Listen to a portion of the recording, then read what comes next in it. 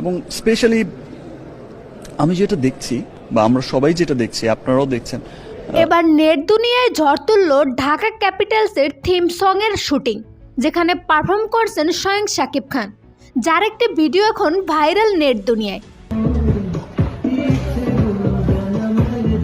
Cinema জগতের সফলতার পর ক্রিকেটে যুক্ত হয় শাকিব খান, আর যুক্ত হওয়ার পরপরই একের পর এক বড় বড় চমক প্রকাশ করতে দেখা যায় তাকে।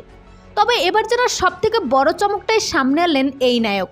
প্রায় 1 কোটি টাকা বাজেট নিয়ে তৈরি করা হচ্ছে ঢাকা ক্যাপিটালসের থিম সং, যেখানে শাকিব খান, পূজা চেরি সহ 15 জন নায়ক নায়িকা অভিনয় করবেন, যেখানে ঢাকা ক্যাপিটালসের কিছু খেলারও অংশ নেবে বলে জানা গেছে।